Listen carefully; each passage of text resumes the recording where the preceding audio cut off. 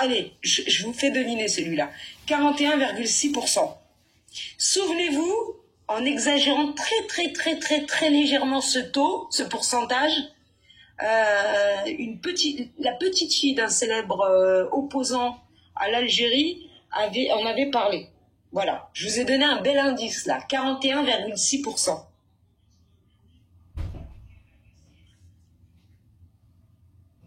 « 41,6 »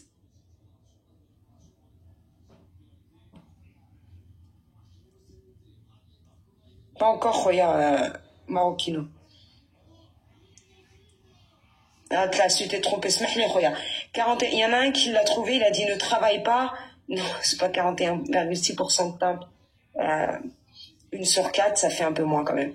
41,6%, c'est le nombre c'est le taux d'Algériens de plus de 15 ans qui vivent en France. Donc le nombre d'Algériens de plus de 15 ans qui vivent en France et qui sont chômeurs ou inactifs, ce qui veut dire ni études, ni emploi, ni retraite en 2017. Et c'est 3 fois plus, oui, bien sûr, Marocchino, 3 fois plus, clair, si tu veux, 3 fois plus que les Français. 41,6% des Algériens de plus de 15 ans vivant en France étaient chômeurs ou inactifs, donc ni emploi, ni études, ni retraite en 2017. Bien sûr que c'est énorme, là. Si je vous le dis, c'est pas pour rien, c'est que pour beaucoup, vous vivez en France, vous êtes franco-marocain ou marocain résident en France. Pour beaucoup, vous travaillez, pour beaucoup, vous payez des impôts, même sans travailler, même sans être imposable, vous payez une TVA. Donc clairement, vous nourrissez ces parasites. Vous faites partie de la population française, au même titre que les Français de souche, au même titre que les Français d'origine européenne, qui nourrissent ces parasites. Donc c'est important de le savoir. Et d'ailleurs, vous nourrissez ces parasites autrement, au travers de la mosquée de Paris, mais ça c'est quelque chose dont on pourra reparler. Ensuite, vous avez 240, à mon avis, le chiffre il est très en deçà de la réalité. D'ailleurs, la source, c'est Le Matin d'Algérie, donc un média algérien. En réalité, je pense qu'il faut faire un x3 là-dessus. Hein. Là-dessus, on fait un x3, c'est comme pour les matchs, de nombreux calories là, parce qu'il leur reste plus que ça. Et de certains de nos frères aussi, mais qui s'éclatent, c'est le nombre de prisonniers d'opinion en Algérie. Et à mon avis, je vous dis, il faut faire un x3 là-dessus. Et ensuite, 150 000. Celui-là, je vous laisse le deviner. 150 000. C'est en Algérie, 150 000. Allez, rapidement, 150 000.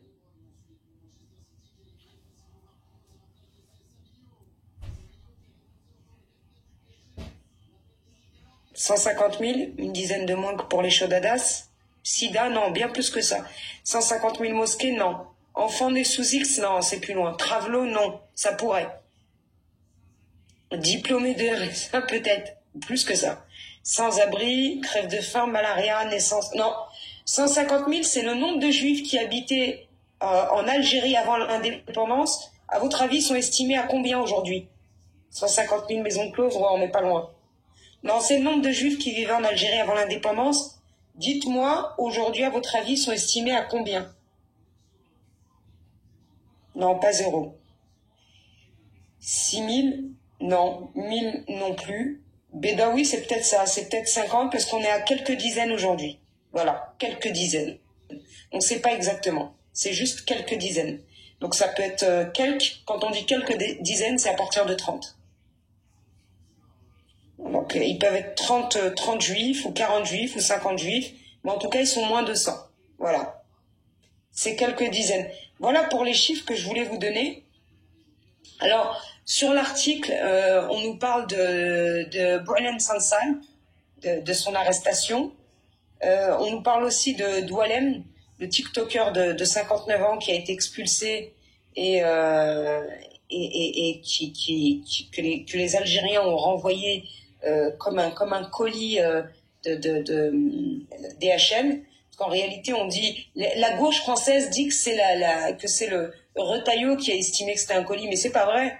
Retailleau, lui, il a voulu protéger son pays de la menace algérienne. Il l'a renvoyé. C'est une mesure exceptionnelle puisqu'il avait une carte de de 10 ans, carte de séjour de 10 ans.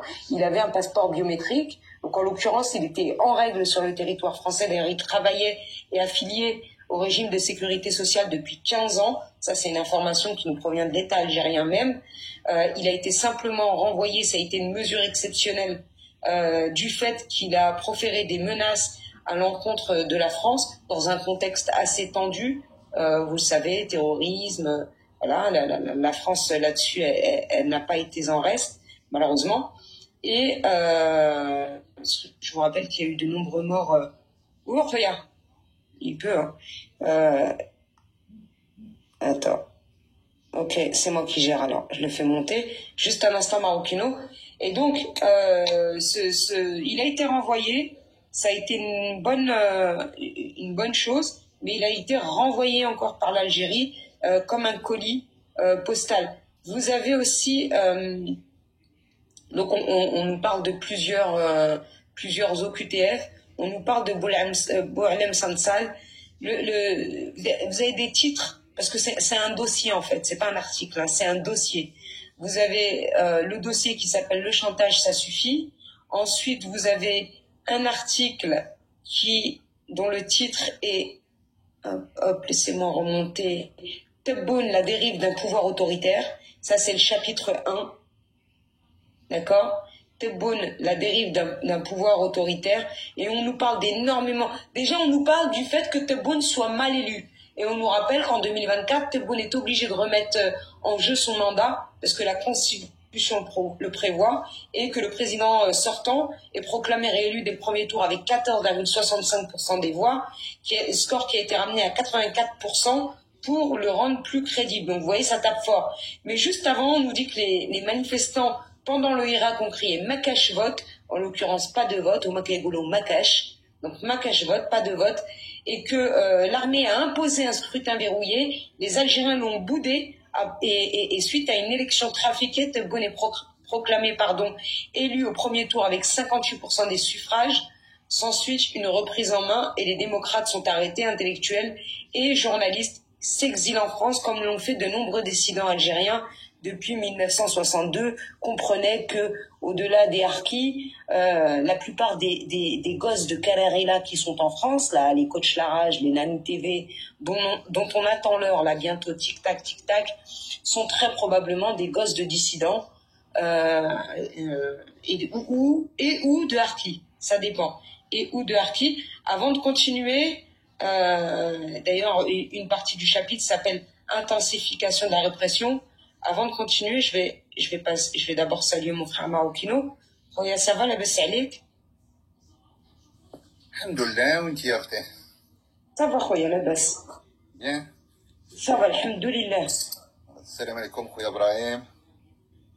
Je sais pas s'il est disponible là tout de suite, mais il arrive. Tu voulais nous parler de Valeurs Actuelles qui parle de coach Larage et de Nanou TV, c'est ça? Complètement.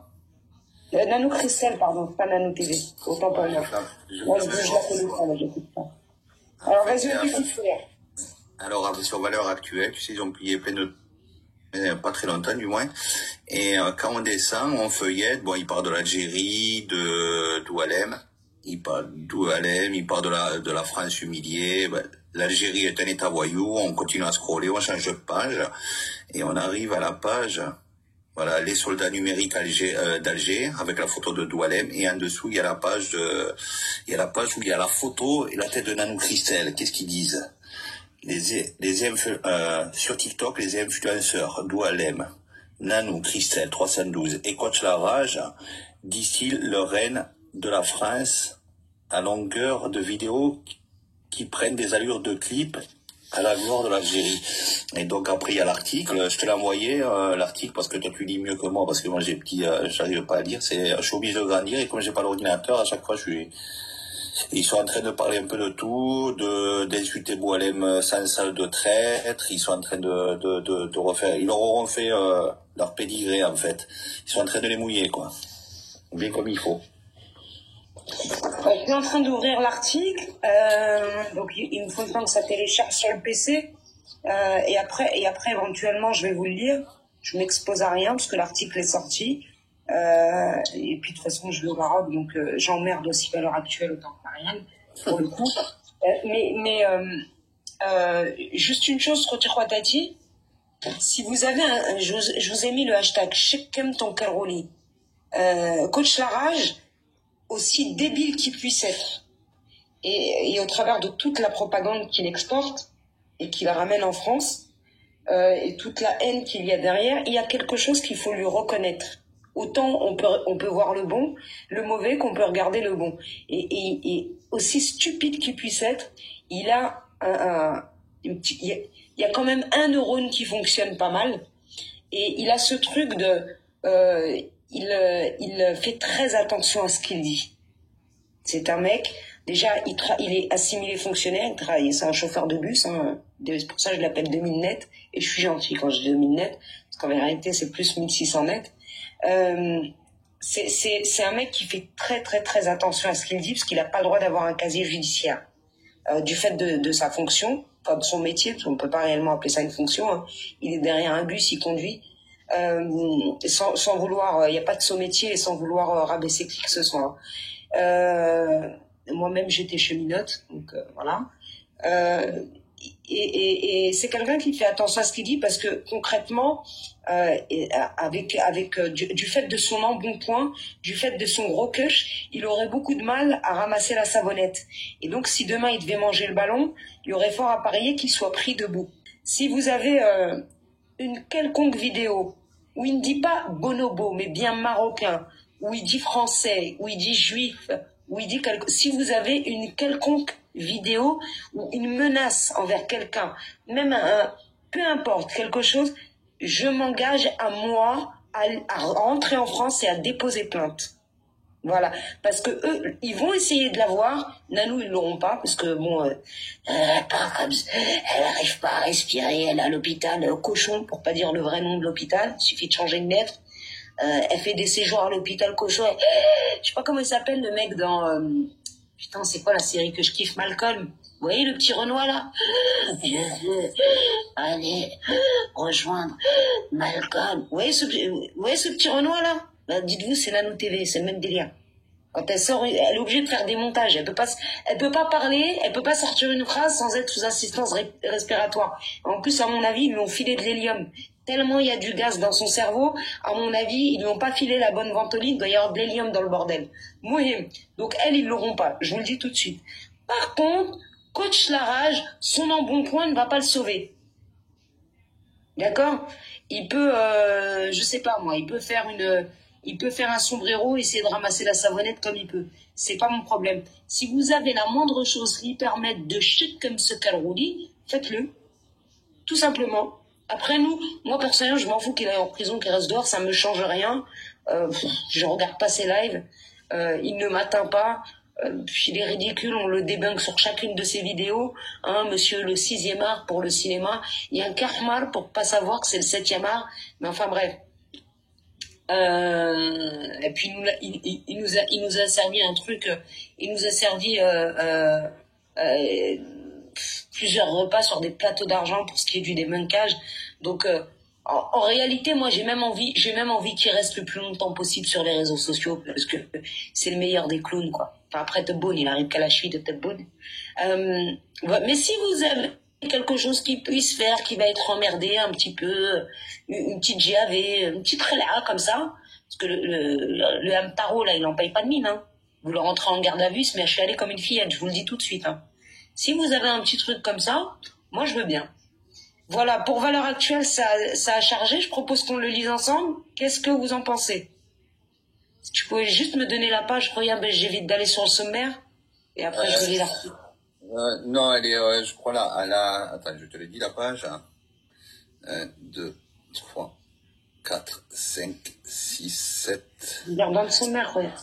9, 10. Les soldats numériques d'Alger, page 24. C'est bon, je l'ai. Alors, attendez, juste le temps de descendre. Je suis pas aussi rapide que Balahim, voilà, les soldats numériques d'Alger, donc France-Algérie jusqu'à quand? C'est un article fait par Édouard Lavolée que je connais pas. Depuis plusieurs mois, une galaxie d'influenceurs algériens a investi les réseaux sociaux, TikTok en tête, pour imposer l'agenda du régime et déstabiliser la France, plongée dans la galaxie de ses combattants 2.0. Ils ont repris les propos, bien évidemment, de Mehdi Gaza. Il y a un dessin, l'autre page, les deux pages en dessous, Lou. Ah, je le lis pas en entier? Non, pas ça. Après, tu lis l'article là où il y a la photo de Coach Larage et de Nanou, tu le verras. Moi, non, mais je dois commencer par la première page. Vas-y. Ouais, ben vas-y. Hein. Parce que, en fait, ça commence dès le début. Nous sommes le 25 août 2024 sur la chaîne algérienne AL24. Mehdi Gaza, entrepreneur habitué des plateaux des grandes gueules de RMC, se lance dans une diatribe assassine à l'égard du voisin marocain. J'ouvre les guillemets. C'est la Thaïlande de l'Afrique, un état voyou à travers ses réseaux de drogue, assène-t-il. Vous voulez voler un enfant?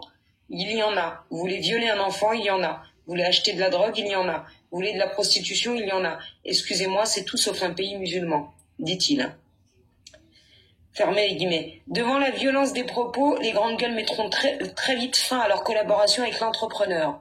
On est tombé de l'armoire, jamais on n'aurait pu anticiper une telle sortie, confie Olivier Truchot, l'un des deux chefs d'orchestre de l'émission. Pour nous, c'était juste un entrepreneur qui parlait des problèmes des Français. Il était patriote algérien, mais n'avait jamais formulé aucune revendication. J'ai l'impression qu'il s'est senti investi d'une mission et que tout ça lui est monté à la tête.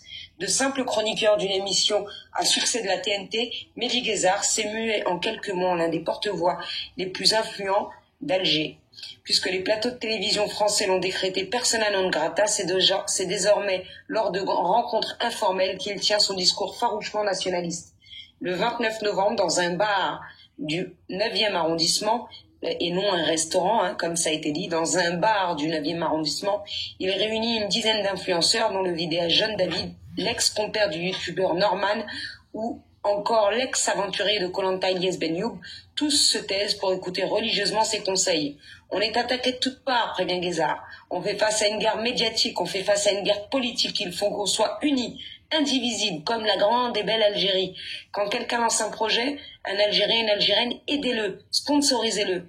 Quand Coach Larage fait un poste, on va le soutenir. Quand Nanou fait un poste, on va la soutenir. Pourquoi? Parce que c'est un Algérien, parce que c'est une Algérienne. Adoubé par Mehdi Guézard, Coach Larage, pas besoin de lire la parenthèse, fait partie des quelques convives présents ce soir-là. Le trentenaire constitue un des fers de lance de cette guerre d'influence. Lui, il va le prendre comme quelque chose de bien. Lui, là, il est en train de faire ce qu'il est. Concrètement, c'est Marianne qui l'a dépucelé, qu'on soit d'accord. Il va lui arriver ce soir, parce que lui, il le verra que demain, mais vu qu'il nous écoute, il va voir ce que Marianne va publier demain. Il va lui arriver ce soir ce qui ne lui est jamais arrivé de sa vie. Il va trouver un truc dans son slip qu'il n'a jamais trouvé jusque-là. Concrètement, Marianne va dépuceler Coach Larage ce soir. Le trentenaire constitue un des fers de lance de cette guerre d'influence. Sa mission, imposer le récit nationaliste algérien sur TikTok. Du haut de ses 65 000 abonnés, tous les jours, il dispense un prêchi-prêcha anti-France. Dans une vidéo publiée le 16 janvier, il appelle la France à la repentance, exige que le gouvernement d'Emmanuel Macron s'excuse pour le génocide commis en Algérie entre 1830 et 1962, du massacre d'Alger à Sidi Fraîche à 1881 et de la déportation des Mamokrani en Nouvelle-Calédonie, à l'opération militaire visant à raser tout le secteur des Aurès en 1960. J'en ai peut-être oublié, agite-t-il, rieur, un jour ou l'autre, vous allez tout reconnaître, c'est une certitude. Le 1er juin 2024, Coach Larage fixe ses exigences pour un apaisement entre la France et l'Algérie. La France doit reconnaître et s'excuser pour les crimes qu'elle a commis. La France, voulait effacer l'identité nationale algérienne, encore faudrait-il en avoir. Ils l'ont détruit. But de Hakimi, m'informe Brahim. Ils ont détruit 100 mosquées. Le génocide de Larouette, c'est mal écrit, le 4 décembre 1852, excusez-vous, reconnaissez-le. Il faut nettoyer le Sahara pour les essais nucléaires. Ah, ça c'est drôle. Ça c'est drôle. Parce que ces essais nucléaires, à la base, la discussion a eu lieu entre Charles de Gaulle et Feu Sa Majesté le Roi Mohamed Khamis, Cette discussion avait eu lieu avec feu Sa Majesté Mohamed Al-Khamis, parce que ce sont des territoires marocains sur lesquels ces essais nucléaires ont été faits. Ce sont buts annulés. Ce sont des territoires qui ont été annexés par la France à l'Algérie. Et donc, c'est parce que De Gaulle avait reconnu cette annexion des territoires marocains par la France à l'Algérie qu'il avait en premier lieu fait la proposition à Mohamed Al-Khamis de récupérer ces territoires. Et déjà, si on s'arrête là, pour Sa Majesté le roi Mohamed Al-Khamis, c'était non. Parce qu'il était question en contrepartie d'être neutre pour ce qui opposait la France et l'Algérie. Or, la politique de Mohamed Al-Khamis était de soutenir son voisin musulman, le pays frère à l'époque. D'accord? Donc déjà, on s'arrêtait là. La décision de Mohamed Al-Khamis, elle était claire, je ne serai pas neutre. Je soutiens les musulmans d'à côté, je soutiens le frère et pays voisins. Voilà, c'était sa politique. Mais en plus, il y avait une autre condition. Outre la neutralité, c'était Sa Majesté le roi Mohamed Khamis devait permettre de faire les essais nucléaires sur les territoires qui allaient être récupérés par le Maroc. Pour le Maroc, il n'y avait aucune raison de récupérer des territoires irradiés. Et en plus de ça, sur ce territoire, il y a toujours des Marocains. Et il n'était pas question pour Mohamed Khamis de mettre en péril ne serait-ce que la santé d'un seul Marocain. Et ça a été ensuite la politique de Hassan Thani et c'est toujours aujourd'hui la politique de Sa Majesté le roi Mohamed VI. Puisque Mohamed Khamis, vous me suivez jusqu'ici ou je vais trop vite? Maroquino, ça va? Oui, vas-y, on t'écoute. Puisque Mohamed Khamis a refusé les essais nucléaires et a refusé la neutralité du Maroc pour ce qui opposait la France à l'Algérie, et il a même le premier discours qui a été fait au Parlement français, à l'ONU, pardon, en arabe, ça a été celui de Mohamed Khamis, et il a utilisé son temps de parole pour soutenir l'Algérie dans sa quête j'allais dire d'indépendance, mais c'est d'autodétermination en réalité. Il a envoyé des armes. Puisque nous avions 5 usines d'armement au Maroc, il a envoyé des armes, il a envoyé des hommes, principalement des hommes de l'oriental et du nord. Il a envoyé de l'argent, il a envoyé de l'argent de tous les Marocains, hein. De l'argent de tous les Marocains. Roti Khouatati, le btana, la peau du mouton de l'Eid, pendant ces années-là, était confisquée aux Marocains. Et le btana de l'époque, ماشي le btana ديال اليوم كندبحوا العيد والبطانه كتلاح. Certains la récupèrent. ولكن بكري كانوا كيعملوا بها شي des tapis, كانوا كيعملوا بها des couvertures, المهم كانوا كيقضيو الغرض بالبطانه. Donc cette btana, c'était une partie du mouton que l'on gardait comme la viande. D'accord? Cette btana, elle était confisquée pour les Algériens. Et je vous passe les quêtes qui étaient faites, notamment dans l'oriental, par le clan d'Oujda, puisqu'ils y étaient présents, pour financer le FLN. Je vous passe les quêtes qui étaient faites dans les petits cafés, Argenteuil, Gennevilliers, Colombes, Nanterre, dans les foyers où il y avait nos Chibani, dans certains syndicats des sociétés françaises, notamment la SNCF, où il y avait aussi des Chibani, dans les mosquées, les salles de prière même, parce qu'à l'époque les Marocains faisaient déjà des salles de prière et des mosquées en France, au sein de la mosquée de Paris aussi, carbolisée depuis, mais qui vivra verra. Mohim, on les a aidés, les mines, absolument royales, les mines, on les a aidés, et plus qu'aidés, et on a sacrifié des territoires qui normalement auraient dû nous revenir. J'y reviens un petit peu. Donc, De Gaulle, voyant que par rapport à Sa Majesté le roi Mohammed Khamis sallallahu alayhi wa sallam, c'était mort nice, il n'y avait pas moyen. Toute négociation était fortuite. Le roi n'aurait pas mis la santé d'un Marocain en danger, ni même permis qu'on irradie ses territoires.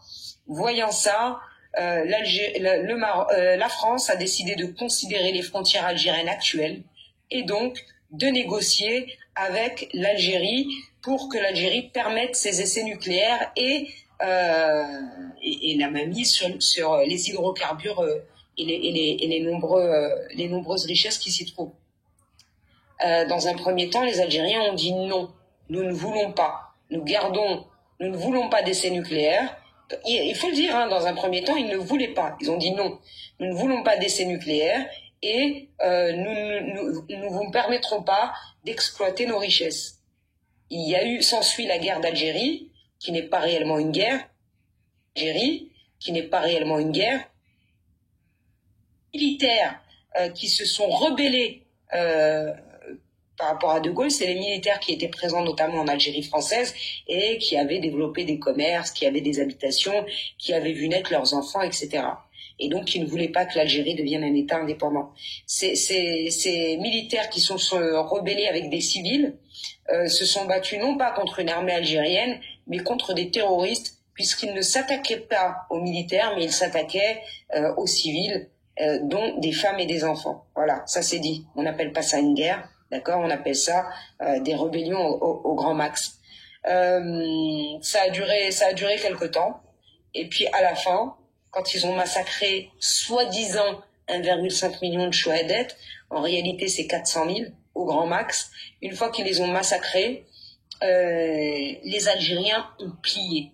Ils ont plié, ils ont accepté de tremper leurs doigts dans de l'encre bleue pour voter un référendum d'autodétermination auquel la France métropole, les Français de la France métropole ont voté aussi. C'est-à-dire qu'on a demandé aussi et en premier lieu aux Français de la métropole, mais aussi aux Français des Dom-Tom.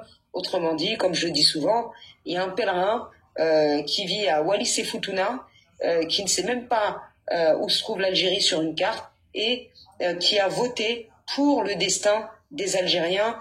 Voilà comment ça s'est passé. Et les Algériens ont accepté par référendum, puisque c'est présent dans les... Parce que le référendum est conditionné à la collaboration du 19 mars 1962. D'accord? Et les Algériens... Non, tu me déconcentres. Non, tu viens plus me voir quand je suis en live. Et je parle à mon petit cousin. Les gens ne croient pas que je parle à... Rappelle-moi ce que je disais, Maroquino. Ne m'écoutez pas, je suis sur Roger Rodati, si vous pouviez. Voilà, le référendum était conditionné aux accords d'Évian. Et ces accords d'Évian, ils précisaient comment aller... Enfin, ils précisaient qu'il allait avoir des essais nucléaires. Donc les Algériens, clairement, lors de ce référendum, je parle du peuple là. Je parle pas du FLN, je parle du peuple. Le peuple a accepté au travers de ce référendum les essais nucléaires. Alors vous allez me dire, c'était facile pour eux d'accepter. Ce sont des territoires qui de base ne sont pas les leurs, et c'est une population dessus qui de base n'est pas le leur. Autrement dit, alors que le Maroc a sacrifié ces territoires-là, alors que le Maroc les a soutenus, je vous ai fait un rappel de toutes les manières dont le Maroc les a soutenus, l'Algérie, elle, pour obtenir son indépendance, elle a sacrifié les terres originellement marocaines, mais qui ont été annexées par la France à l'Algérie. Elle les a sacrifiées, puisque maintenant on est sur 24 000 ans, moins 60 ans, moins 62, 24 000 ans de territoire irradié. Et elle a sacrifié les populations qui sont dessus. Vous avez des populations marocaines. Vous avez un excellent reportage que vous pouvez retrouver sur YouTube où vous entendez ces Marocains, certains aujourd'hui, maoujin, عندهم le cancer ou etchi, alors des enfants ils naissent avec 13 doigts, 3 pieds, enfin, belle. façon de parler, hein, vous pouvez le retrouver. Et donc ces Algériens ont accepté ça. Et aujourd'hui, on a des phases de hamster, où sa tête de hamtaro avec des noisettes cachées de part et d'autre de sa bouche, à l'intérieur de ses grosses joues. Vous avez ce genre de petit kharaï qui, de surcroît, vit en France, d'accord? Le gars, il a une fierté qui ne lui permet même pas de retourner dans son pays. Hein. Ce mec-là qui vit en France, qui mange français, qui est assimilé fonctionnaire, ce mec-là, il veut imposer à la France de nettoyer le Sahara pour les essais nucléaires. C'est culotté quand même. C'est vraiment culotté, Marocchino. Alors, on a Roger, le braconnier, qui veut monter. On va voir ce qu'il veut. Roger le braconnier, pays d'origine, pays de résidence. Roger le braconnier, une fois. Roger le braconnier, au revoir. Il est venu braconner, lui. Donc voilà, donc il dit il faut nettoyer le Sahara pour les essais nucléaires réalisés par la France en 1960. Il faudra venir le nettoyer. On n'est pas obligé de s'aimer, mais on peut se respecter. Ça, c'est ce qu'il dit à la France. Les supposés complices du gouvernement français sont aussi dénoncés et lynchés en place publique. Boualem Sansal, emprisonné arbitrairement par Alger depuis la mi-novembre, hérite du surnom de Boualem très très sale. L'écrivain franco-algérien serait un agent d'Israël, un traître plus, le rang suprême de la trahison selon Coach Larage. Au-dessus, c'est la planète Namek, ironise-t-il, maniant subtilement une formule de l'humoriste antisémite Dieudonné. Coach Larage s'empresse aussi d'exhumer une séquence de 2012 où l'auteur du Serment des barbares, Gallimard 1999, est filmé à son insu dans l'entité scélérate, c'est comme ça qu'il appelle Israël, avant de rencontrer secrètement Dan Meridor, le ministre de l'entité de l'époque et membre du Likoud, sans en informer le gouvernement algérien. Une forfaiture impardonnable aux yeux du TikToker qui voit en Boualem Sansal un SNP, un sans nom patronymique, une mention parfois inscrite à l'état civil à la place du nom de famille dans les anciennes colonies françaises, qui n'a pas de père. Et ce terme-là, qui n'a pas de père, je ne sais pas si vous le savez, c'est ce qu'ils écrivaient sur les documents des Marocains qui résidaient en Algérie à l'époque. Vous savez, ces gens de 1975 qui avaient des pères. Contrairement aux Algériens, ils avaient des pères connus. Et bien c'est comme ça qu'on les appelait aussi, les SNP. Une mention, donc je vous ai dit, qui n'a pas de père et qui en plus a un ADN de traître. C'est pas un Algérien de base, donc forcément son ADN est corrompu. Ça, il dit ça parce que soi-disant le père de Boualem Sansal serait un Marocain. Je pense que déjà ça, là, peut-être si on avait un avocat marocain ou un juriste qui pouvait monter, peut-être que là déjà il y a matière à déposer plainte.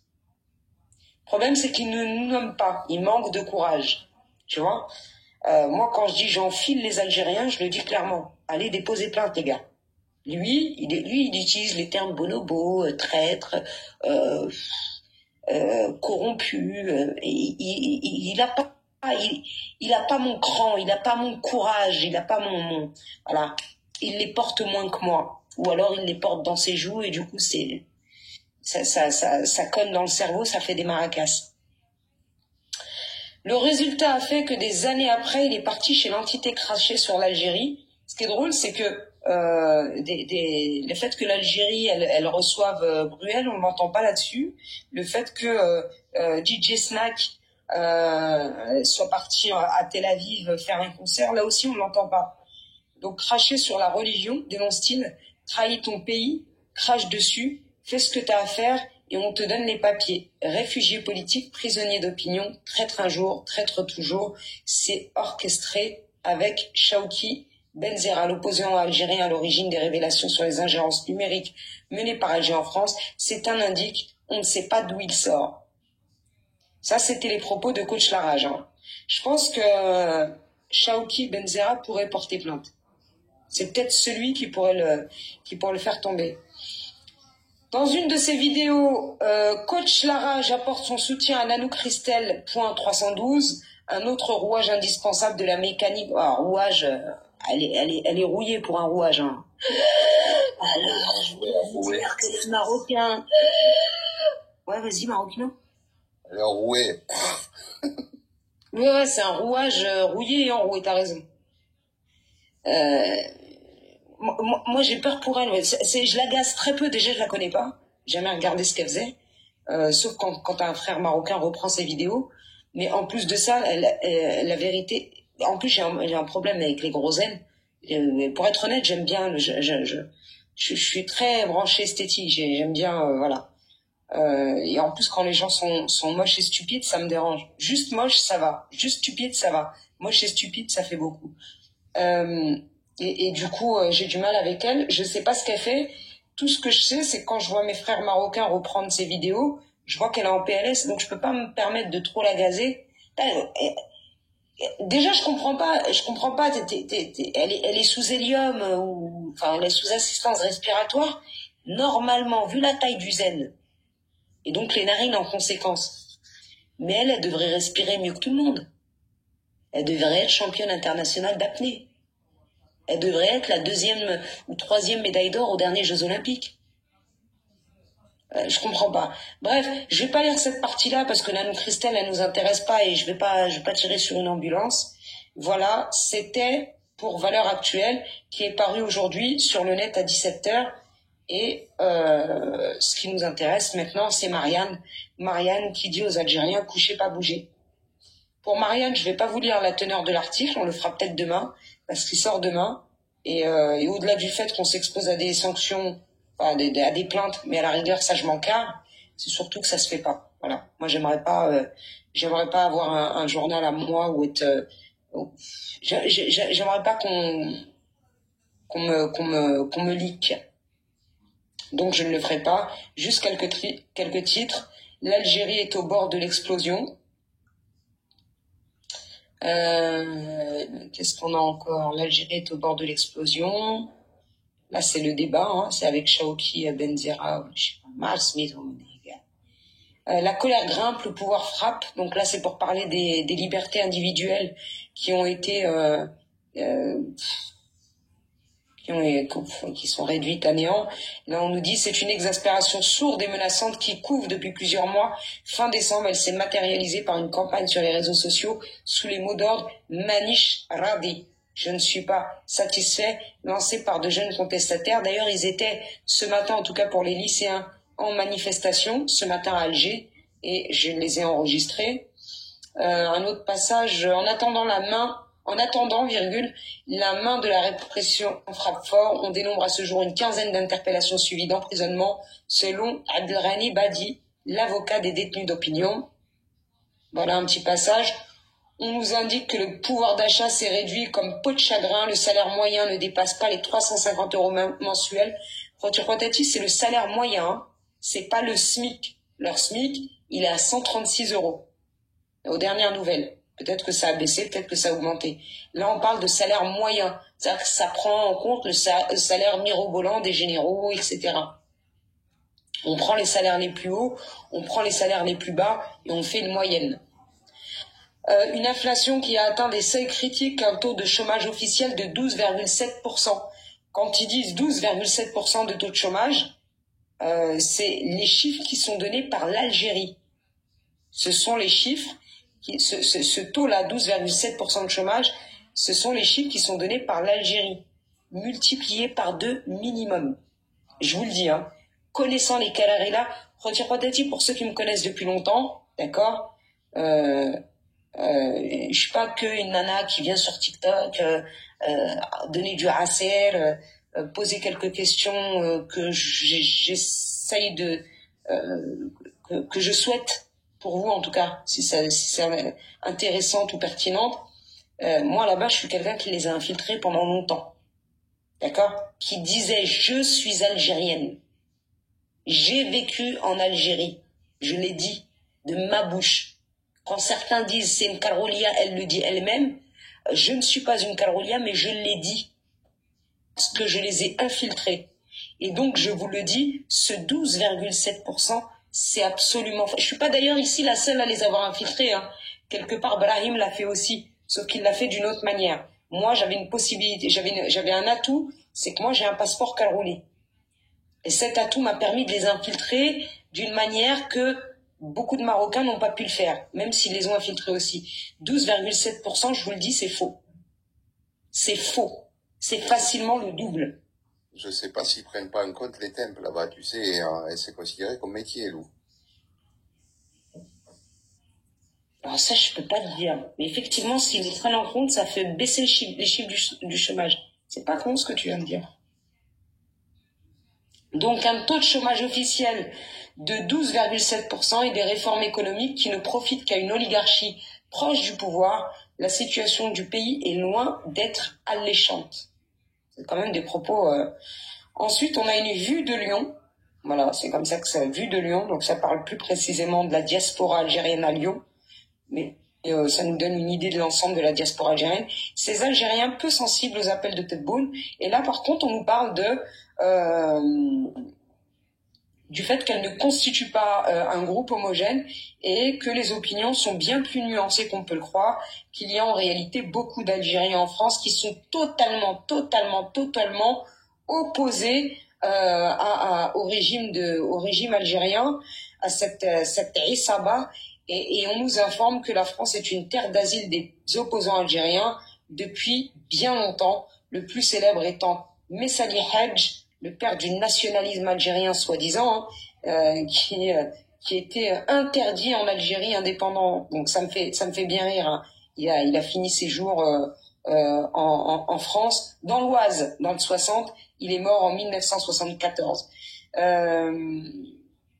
Le Ben Bella, qui était le premier président d'Algérie et qui est parti suite à un coup d'État de Boumedienne, de Bouharrouba, Mohamed Bouharrouba, qui a changé son identité en Houari Boumedienne, s'est exilé à Paris à partir de 1980. Mohamed Harbi, ancien de la Fédération de France du FLN, après 8 années de détention, il s'évade en 1973 et gagne la France. Hossein Ait Ahmed, à la fois héros de l'indépendance et berbériste, réussit son évasion après une condamnation à mort en 1966 et rejoint l'Hexagone avant de finir ses jours en Suisse. Et dans les années de 1990, des milliers d'intellectuels ou de féministes inscrits sur les listes noires des islamistes trouvent refuge à Paris. Et aujourd'hui, on a des opposants au régime tels que Amir Dezed et Chaouki Benzera, tout comme les partisans de l'autodétermination de la Kabylie, Farhat Mahani, entre autres. Ils en parlent, c'est sur l'article de Marianne. Et ensuite, ce que je voulais que je vous dise, on a des prises de position, on a des témoignages, voilà, et on a Marianne, voilà, et après, ça se termine là. Le directeur de Marianne, c'est pas le Longhi, là, qui passait sur BFM, là, Xavier Pipo, ou je sais pas quoi? C'est lui avec sa petite coupe, avec sa reine sur le côté. Voilà, c'est lui, ouais. C'est lui. Donc voilà, c'est un article très très complet, qui donne beaucoup d'informations, des chiffres, des faits. Vous pourrez le lire demain sur Marianne. Je pense que si on me l'autorise, je partagerai l'article dans le groupe, de manière à ce que vous n'alliez pas financer ce média que je juge, moi, raciste. Bien évidemment, ils font une différence entre Marocains et Algériens. Je vais vous dire encore, je vais édulcorer mes propos quand je vous dis que les racistes, ils en ont plus envers les Algériens qu'envers les musulmans. Non, en réalité, vous avez une poignée de gens d'extrême droite en France, de racistes, et j'assimile pas toute l'extrême droite au racisme. C'était Polony ou Polini? C'est Frédéric Tadei qui reprend Marianne Roya Marocchino. D'accord. Je vous disais, vous avez quand même une partie de cette droite qui est raciste, de cette extrême droite qui est raciste, pas toute. Et parmi ces racistes, vous en avez qui sont racistes uniquement des Algériens. C'est une grande majorité. Natacha Polony. Une grande majorité. Ah là, la petite Rookie aux cheveux courts là, qui était chez Ruquier. Donc une grande majorité. Et vous avez quand même une petite poignée, et Marianne fait partie, contrairement à Valeurs Actuelles et d'autres, vous avez une petite poignée quasiment tout ce qui est arabe, noir, voilà. Marianne en fait partie. Donc Marianne, c'est pas un média que j'aime, c'est pas un média que j'ai envie de soutenir, c'est pas un média que j'ai envie de vous dire d'aller voir l'article et donc de payer. Parce que c'est un média qui s'est longtemps opposé au Maroc. Là, il s'oppose à l'Algérie, mais pour autant, ils déclarent pas leur flamme au Maroc. Et donc, si je peux, si on me le permet, si Roya me le permet, je le partagerai sur le groupe et après on diffusera de sorte à ce que vous soyez un maximum à pouvoir le lire. À un moment d'ailleurs, on nous apprend aussi que... Non, je vous laisse. Voilà. Je vous tiens l'eau à la bouche. C'était pour le premier sujet. Si tu veux intervenir, Marokino. Non, j'écoute. Mais c'est la diffusion d'aujourd'hui ou de demain? Demain, il sort demain. Et tu vois, c'est en concordance avec Valeurs Actuelles qui a publié aujourd'hui. Absolument. Ouais, et il parle de l'Algérie, forcément. Absolument. Et c'est une chose qu'il faut faire. C'est le fait de parler de ces influenceurs. Je trouve que ça s'est ralenti un petit peu sur les réseaux, notamment chez les Marocains. Faut surtout pas, parce que c'est toujours d'actualité. Les médias en parlent toujours. Donc, faut en mettre une couche. Et il faut peut-être même essayer d'en faire sortir certains de leur niche. Si vous voyez ce que je veux dire. Vous savez, comme quand on les fait sortir, acheter une canette, ouvrir leur caméra. Voilà. Faut essayer de jouer ce jeu-là un petit peu pour ceux qui arrivent et ceux qui le peuvent, même si c'est sur des lives de français, franco-français, j'entends, hein, même si c'est sur des lives de subsahariens, كونوا قافزين خوتي خواتاتي كونوا قافزين كونوا مطيورين. Je sais pas si on comprend ce terme dans tout le Maroc ou si c'est uniquement مطورين. C'est simplement à Casablanca. Sel sucré, salam alaikum, khoya. Labas alik, Ania.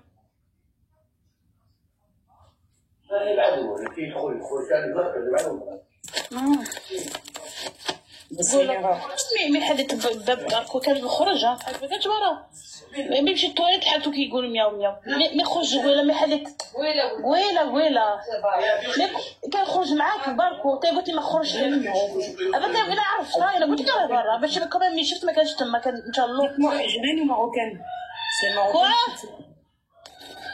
ايوا Non, le Ewa, il veut... Le Ewa, c'est le Ewa Diana. Le Ewa Diana. Bon, ça va. Rectification valeur actuelle, il sort demain aussi. D'accord, autant pour moi. Le Ewa, c'était en marocain. Après, Iya, je sais pas. Ok.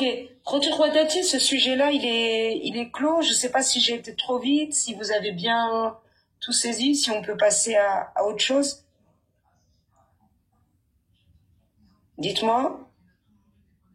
Moi, j'attends de lire vos commentaires, hein, même si ça ralentit un peu le rythme. Oui, je pense qu'elle est algérienne, mariée avec un Marocain. Mais on s'en fout. Bien, ok.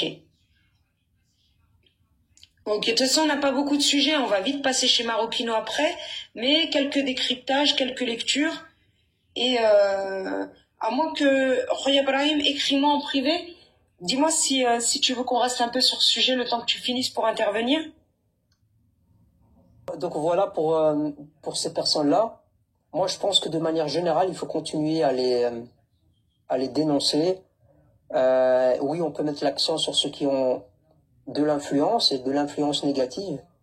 Parce que là, on est surtout là-dedans. Hein. N'oubliez pas, on fait pas des lives... dans un salon fermé avec des Marocains. Il y a des gens qui nous écoutent. Moi, ce que j'ai toujours dénoncé, c'est la dangerosité de ces gens-là. La dangerosité qu'ils représentent. On a beaucoup parlé de Maroc parce qu'on était patriotes marocains. Mais quand vous vivez en France et que vous avez un gars, d'ailleurs qui a toujours pas été inquiété, je me pose des questions, qui a visage découvert, il dit je vais sortir dans la rue avec mes armes en parlant des Marocains. Voilà, ce genre de personnes, ça fait déjà longtemps qu'il devait subir une perquisition ou une convocation pour lui dire vous parlez d'armes, vous parlez de Marocains, vous parlez de sortir dans la rue. Il va sortir dans la rue, il va tirer sur des gens et il va faire des dommages collatéraux. C'est des propos très graves quand même. Donc, et cette personne-là, quand elle s'énerve, elle pense souvent à prendre des armes parce qu'il l'exprime dans la vidéo. Donc moi, je pense que c'est vraiment des gens très dangereux.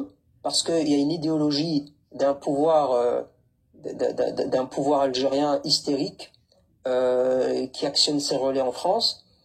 Et je crois que tout l'environnement français est concerné, que ce soit nous les Marocains, que ce soit les Français eux-mêmes, et toute la société civile qui vit sur ce territoire. Et il faut le signaler toujours de manière, il faut faire passer le message de cette manière-là. Il ne faut pas rester bloqué sur je suis marocain et je signale un Algérien parce que l'Algérien je le supporte pas, ou je n'aime pas son idéologie. Il faut montrer que ces gens-là, ils représentent quelque chose de dangereux pour la société civile de manière générale en France, et pour la France et pour ses institutions, sa stabilité, etc. C'est ça qu'il faut mettre en avant. Et c'est pas inventé ce qu'on va montrer, parce que les autorités françaises ne sont pas dupes. Hein. Avant de pouvoir inquiéter quelqu'un, ils ont besoin d'avoir des éléments précis, concrets. Et ces gens-là, ils parlent à visage découvert, en diffusant des messages très, très, très, très, très dangereux. Et ça date pas des influenceurs. Hein. Ça date d'il y a déjà quelques mois, quelques années. Sauf que les autorités françaises ne prêtaient pas trop attention à ce moment-là. Mais il y a des vidéos qui ressortent. Il y a des vidéos qu'on peut ressortir. Et c'est pas grave s'il est vite. Et c'est pas grave s'il est vite. Et c'est pas grave s'il est vite. Attention d'aujourd'hui, hein. Quelqu'un qui menace, qui va utiliser des armes qu'il aurait chez lui à la maison, c'est très dangereux quand même. Donc voilà. N'hésitez pas à partager les vidéos, n'hésitez pas à faire des signalements féroces. Voilà. Il me semble que dans nos lives, depuis toujours, on n'a jamais appelé à la haine, on n'a jamais appelé à prendre des armes ou autres. Donc on a toujours fait passer des messages, on a sensibilisé nos compatriotes de manière générale. Et ces gens-là, ils ont fait autre chose, pour certains d'entre eux en tout cas. Voilà, je vais lire le Marial, là je suis curieux de lire ce qui est indiqué là-dedans. Je vais peut-être même en faire une publication sur le site, peut-être. On va voir. Et tout à l'heure, tu as dit que tu voulais partager un truc dans le groupe? Oui, je vais voir avec la personne qui me l'a partagé si elle veut bien. Je partagerai l'article dans le groupe Telegram. Ah, ok. Ouais, tu peux. On peut se l'avoir gratuitement. On va pas non plus apporter de l'argent à Marianne. Roya, est-ce qu'il y avait un autre sujet à aborder?